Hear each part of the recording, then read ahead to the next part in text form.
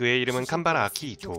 그는 지금 부정적인 생각으로 가득 찬 한손의 모습을 보고 자신이 지금 무엇을 어떻게 해야 할지 망설이고 있었는데요. 본능적으로 몸을 움직이게 됩니다. とにかくあなたのようにメガネの似合う人が死んではいけない。 느닷없이 나타나 자신의 성격을 커밍아웃한 그가 마음에 들지 않았는지 조경은 초면인 그의 뱃돼지에 빵꾸를 만드네요. 그러한 일이 있고 일주일이 흐른 지금 뱃돼지의 치명상을 입었던 아키히토는 아무렇지도 않게 학교를 다니며 생활에 큰 지장이 없는 모습을 보여주는데요. 사실 그가 사는 이 세계에는 요괴라는 존재들이 있고 요괴라는 존재가 있기에 요괴를 퇴치한 이기사라는 직업도 있었는데 아키히토는 요괴인 아버지와 인간인 어머니 사이에서 태어난 반려였기 때문에 이기사인 조경련에게 쑥콩당한 것이었습니다. 僕は不死身なんだ。何度刺そうが致命傷を与えようが僕を殺すことはできない。何の話ですか? 그리고 부실로 돌아와 여사친인 나세 미츠키와 다시 꽁냥거리는데요. 卒業式の日に私から告白されるという夢が叶わないわよ. 여사친년이 발전기가 왔는지 조경 패티시가 있는 이 변태새끼에게 플래그를 세워보려고 하지만 그녀에겐 조경이 없다며 세우지 않습니다. 그래서인지 조경년은 조금 삐졌나 본데요. まあとにかく栗山ミラーにこれ以上関わるのはよした方がいいわ. 하지 말라면 반드시 해야 하는 법. 아키히토는 조경에게 다가갑니다. 異界師の間では呪われた一族として意味嫌われていました. 피를 사용하는 능력은 매우 위험하기에 조경은 이계사들 사이에서 이단으로 취급받고 있었으며 과거에 어떠한 사건으로 이계사 일을 하지 못하게 되어 수입이 끊겨 지금은 매우 빈곤한 생활을 하고 있었습니다. 그리고 그런 빈곤 속에서 극단적인 선택을 하려다 만난 것이 아키히토였었죠. お腹空いてるのか? で、僕をヨウムだと判断して思い切って襲ったってこと? 강력한 힘을 가진 것 치고는 과거의 트라우마 때문에 조경은 제대로 요괴를 사냥할 수 없었고 그래서 불사신인 아키히토를 매일 쑤시며 연습을 하고 있었던 것이었는데요. 조경 미소녀에게 쑤셔지는 게 나쁘지 않았는지 아키히토는 그런 그녀를 돕고 싶어 했었습니다. 그리고 다음날 자신의 충고를 무시한 아키히토가 얄미웠는지 여사친년이 그를 불러내는데요. コンバラ学食か? これ以上栗山ミラーに関わるのはやめなさい。で私が言ったら関わるつもりなんでしょ? 말 존나 안 듣네요. 여사친년이 자신의 가문에서 조경련을 경계하고 있으니 다가가지 말라는 말을 했음에도 안경이 그렇게나 좋은가 봅니다. 그리고 그는 집으로 돌아가지 않으려는 조경에게 수상함을 느끼는데요. じゃあ家にヨウムがいるとか? そんなことあると思いますか?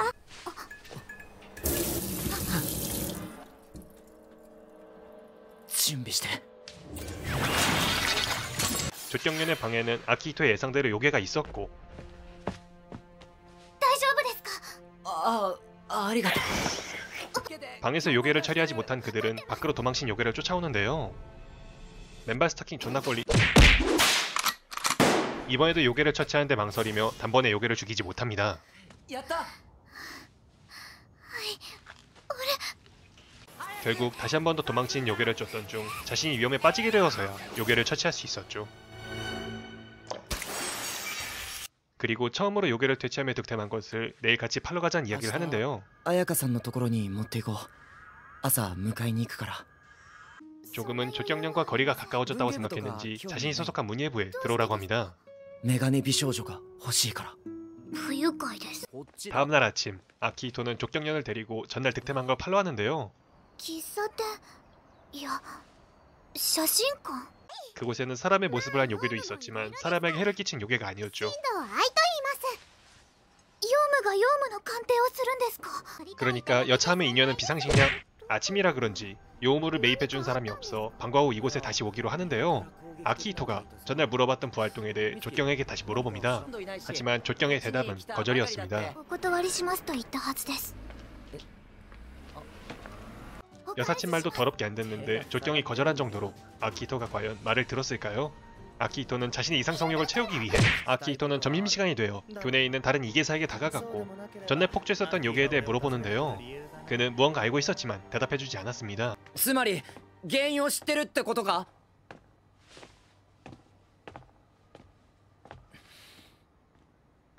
그리고 그들은 방과 후 다시 한 번 더 전날 득템한 것을 감정하기 위해 이곳을 찾아왔는데요.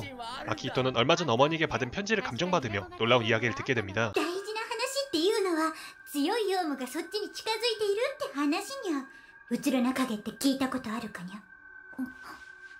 어머니가 이야기한 요괴는 지금까지 그 누구도 상대하지 못했던 강한 요괴였기 때문에 그들은 그 요괴를 건들 생각조차 하지 않았습니다. 그리고 조경은 자신이 처음으로 번 쪼잔한 수익으로 그에게 밥 한 끼니를 사주며 これで最後です。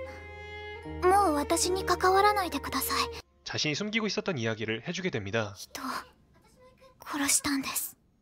그리고선 조경은 또다시 생활고에 시달리며 잡지 못할 요괴들을 찾아다니기 시작하는데요. 요괴들은 곧 다가오는 강한 요괴 때문이었는지 매우 난폭한 상태였었습니다. 다행히 지나가던 미츠키의 도움으로 어떻게든 놈을 처리할 수는 있었지만 돈으로 환전이 가능한 마석은 받지 않겠다고 합니다. 조경은 전력으로 그들과 엮기를 하지 않았지만 오전에 잡은 요괴의 대금은 절실히 필요했나 보네요. 受け取れません。言葉が空虚すぎる。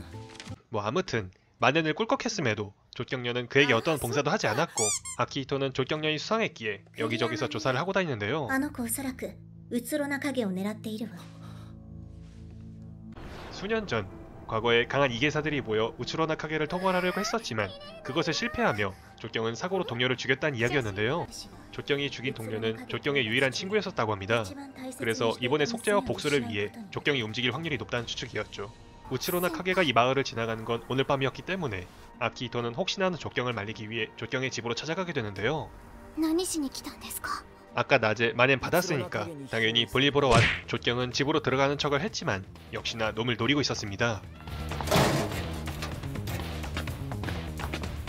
行くのか。 하지만 아키히토가 아무리 뜯어말려도 조경의 발걸음은 멈추게 할 수 없었죠. 待って。ついてこないでください。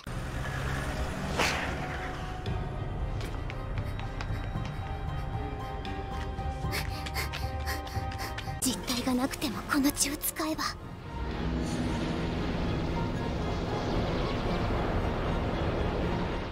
조경이 있는 곳으로 향하면 죽는 것은 피할 수 없지만 그것을 알면서도 아키히토는 조경이 있는 곳으로 뛰어오는데요. いい加減にしろ。 과연 그들은 지금 눈앞까지 다가온 적을 해치워 무사히 일상으로 돌아갈 수 있을까요? 이 애니는 인간과 요괴의 혼혈인 아키히토가 요괴를 처리한 이계사인 미라이에게 첫눈에 반해 그녀와 어울리며 생긴 해프닝을 담은 판타지 로맨스 애니입니다.